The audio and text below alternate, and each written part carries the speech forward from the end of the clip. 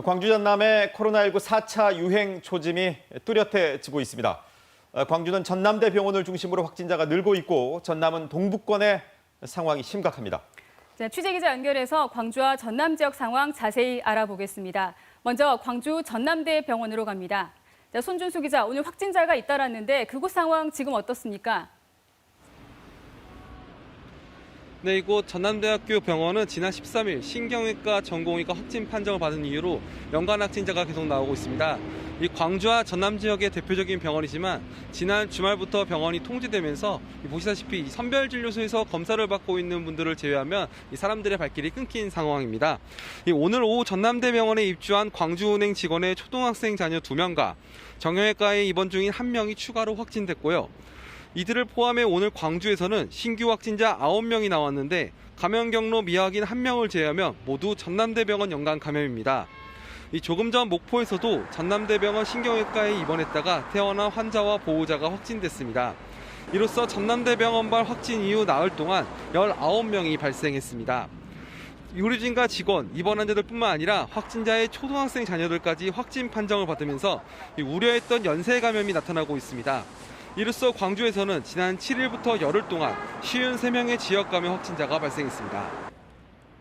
송 기자, 이렇게 확진자가 늘면서 전대병원 측이 휴진을 했는데 휴진으로 인해서 환자들의 불편이 컸을 것 같은데 어떻습니까? 네, 전남대병원은 오늘 하루 외래 진료와 응급실 운영을 중단했습니다. 하지만 이 감염 확산 추이가 계속 커지면서 내일까지 일단 운영 중단을 연장하기로 했는데요. 그만큼 상황을 위중하게 보고 있다고 볼 수 있습니다. 방역당국은 확진자가 나온 전남대병원 1동 6층 신경외과 병동과 11층 감염내과 병동에 있는 의료진과 환자 등 119명을 상대로 동일 집단 격리에 들어갔습니다. 또 전남대병원 1동 1층과 9층 등 나머지 병동도 위험도 평가 결과를 본 뒤 동일 집단 격리를 검토할 예정입니다. 전남대병원 응급실과 외래 진료 중단 등으로 응급 환자들이 조선대병원과 광주 기독병원에 몰릴 것으로 예상했는데요. 다른 병원 응급실과 신경외과 등 환자가 다수 늘긴 했지만 진료 차질이 빚어질 정도는 아니었습니다.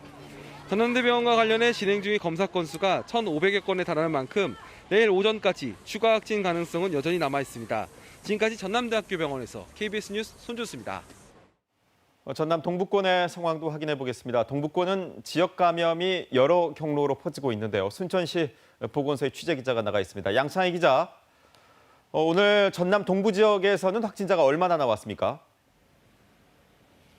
네, 오늘 발생한 전남 동부권 코로나19 확진자는 8명입니다. 순천의 한 목욕탕 이용객 4명이 잇따라 확진 판정을 받았고요. 이미 확진자가 여럿 발생한 광양의 기업체와 관련해서도 연쇄 감염 사례가 3건 추가로 확인됐습니다. 여기에 순천 중앙병원에서 근무하는 간호사도 확진 판정을 받았는데요. 이에 따라 순천시는 오늘부터 2주 동안 확진자의 근무지인 6층 병동에 대해 시설 전체를 격리하는 동일 집단 격리 조치를 내렸습니다. 이 병동에 있는 환자 49명에 대해서는 진단검사가 이뤄질 예정입니다. 지난 7일 전남 동북권에서 지역 감염이 발생한 뒤 확산세가 좀처럼 안 잡히는 모양새인데요. 전라남도는 사회적 거리두기 1.5단계가 시행 중인 순천과 광양 여수에 대해 사회복지시설 휴관과 행사 인원 통제 등을 권고했습니다. 양 기자, 이달 초에 순천에서 은행발 감염이 확인되면서 긴장감이 컸는데 은행발 감염은 걱정했던 것에 비해서 확산세가 비교적 잘 잡혔거든요. 그런데 최근에 동북권에서 확진자가 이렇게 가파르게 늘고 있는 이유 어떻게 볼 수 있을까요? 네, 최근 전남 동북권에서는 열흘 동안 확진자가 60명 넘게 발생했습니다. 저희가 추이를 분석해 보니까 기업체를 중심으로 한 지역 감염이 여러 시설로 퍼지면서 상황이 심각해지는 것을 확인할 수가 있었습니다. 지난 7일부터 나타난 순천 은행 관련 감염은 비교적 확산 범위가 적었는데요. 문제는 지난 11일부터 광양 기업체 관련 직원이 잇따라 확진 판정을 받으면서 나타났습니다. 직원들의 가족과 접촉자들이 잇따라 확진됐고요. 내 5단계를 거쳐 감염이 번지면서 순천 목욕탕에서 7명, 순천 식당에서 5명 등이 추가로 확진됐습니다. 게다가 경로가 정확히 확인되지 않은 감염 사례도 있어 걱정입니다. 일부 확진자가 기침과 발열 등의 증상이 있는데도 약을 먹고 일상생활을 하면서 여러 집단으로 감염이 퍼졌고요. 순천과 광양이 행정구역은 나눠져 있지만 생활권을 공유하다 보니 확산 범위 또한 넓어졌습니다. 광범위한 연쇄 감염, 이른바 N차 감염이 또 발생하지는 않을까 우려되는 상황인데요. 방역당국은 기업체와 사업장에 대해 증상이 있는 직원은 출근하지 않도록 하고 연말 모임과 회식도 자제해 줄 것을 강력히 권고했습니다. 지금까지 순천시 보건소에서 KBS 뉴스 양창입니다. 최근 광주와 전남 지역의 코로나19 확산세를 보면 우려스러운 점이 많습니다. 숨어있는 감염 사례가 더 있을 수 있기 때문인데요. 뒤늦게 확진 판정을 받는 사례가 많아서 선제적 검사가 시급하다는 지적입니다. 최송현 기자입니다. 잠잠했던 코로나19 확산세가 광주 전남에서 다시 시작된 건 지난 7일부터입니다. 순천의 한 은행 직원이 건강검진으로 병원을 찾았다 코로나19 확진 판정을 받은 뒤 순천과 광양에서 10일째 확산세가 지속되고 있습니다.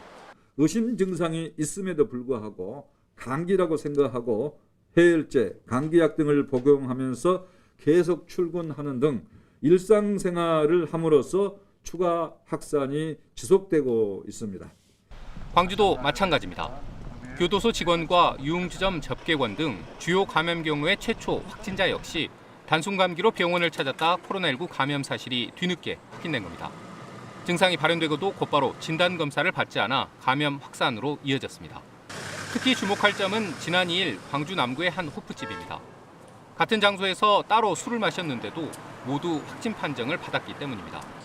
감염 시기가 당초 예상보다 더 빠를 수 있고 이미 지역 감염이 더 깊숙하게 확산됐을 가능성이 크다는 겁니다. 곳곳에서 산발적으로 발생하는 것이 훨씬 더 불안감을 더 주고 있습니다. 그 이야기는 각 지역 곳곳에 확진이 됐고 감염이 이미 돼 있는 사람이 많이 있을 수 있다는 겁니다. 무증상이나 가벼운 증상이라며 검사를 받지 않아 감염이 확산되는 이른바 조용한 전파. 지역 감염 차단을 위해 선제적 진단 검사가 시급하다는 지적입니다. KBS 뉴스 최송현입니다.